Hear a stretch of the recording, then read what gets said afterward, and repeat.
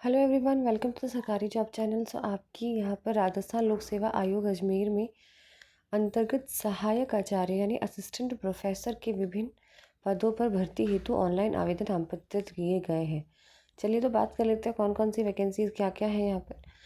तो सबसे पहले असिस्टेंट प्रोफेसर ब्रॉड स्पेशलिटी में है आपके, जिसमें ओरल एंड मैक्सिलोफेशियल सर्जरी है और न्यूक्लियर मेडिसिन है। असिस्टेंट प्रोफेसर सुपर स्पेशलिटी में पीडियाट्रिक हेपेटोलॉजी और ऑर्थोस्पाइन और clinic haematology, endocrinology, hepato pancreato biliary surgery, paediatric urology और यूरो ऑन्कोलॉजी। ठीक है, ये वैकेंसीज है असिस्टेंट प्रोफेसर के लिए।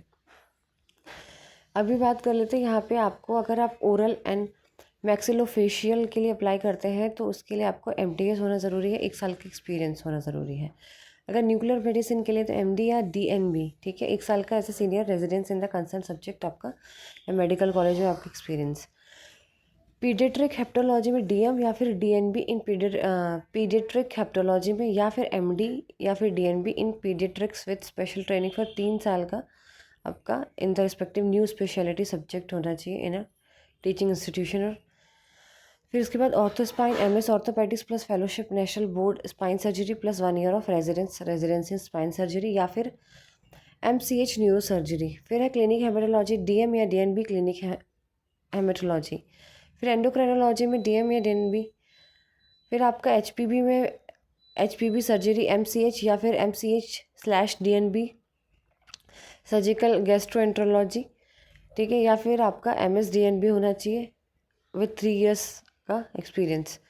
पीडियाट्रिक यूरोलॉजी में MCI या फिर NMC रिकॉग्नाइज MCH की डिग्री होनी चाहिए न्यूरोलॉजी में, ठीक है। साथ ही साथ अगर यहाँ पे बात करते हैं आपकी MCI या फिर NMC या फिर NBA रिकॉग्नाइज्ड इक्विवेलेंट बराबर यूरोलॉजी में क्वालिफिकेशन होनी चाहिए, जिसके अंदर आपकी पोस्ट MCH या फिर DNB 1 साल का कंटिन्यूस वर्किंग एक्सपीरियंस, ठीक है। और मैंडेटरी पब्लिकेशन ज़रूरी है, 3 रिसर्च पेपर आपने करे हो यूरोलॉजी सब्जेक्ट में। फिर बात करते हैं यूरो ऑन्कोलॉजी में, सेम वही चीज़, इसमें भी वही चीज़ है सेम जो अभी आपको पीडियाट्रिक यूरोलॉजी में बताई थी। अब यहाँ पे बात कर लेते हैं कि आपकी क्या क्या पीडियाट्रिक से यहाँ पे 6600 ग्रेड पे है, जो कि बहुत ज़्यादा है, ठीक है।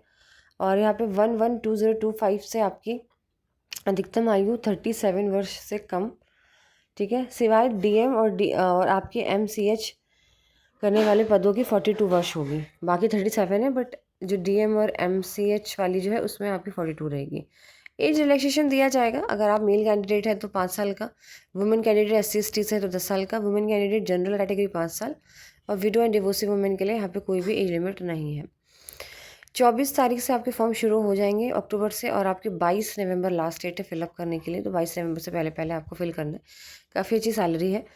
अगर जनरल रिजर्व कैटेगरी की बात करें 600 रुपये है, बाकी सबके लिए 400 रुपीज़ यहाँ पर दिए गए हैं।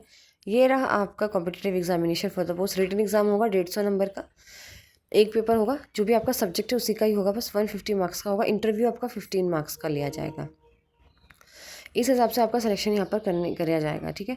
बाकी सारी डिटेल आप रिलेटेड टू दिस पोस्ट देख सकते हैं, जिसमें सब कुछ का सर्टिफिकेट वगैरह दिया हुआ है। ये कुछ ऊपर ऊपर का था जो मैंने बता दिया है, बाकी आपको कोई डाउट हो तो आप मुझसे पूछ लीजिए, और वीडियो अच्छी लगे तो लाइक एंड शेयर ज़रूर करिए।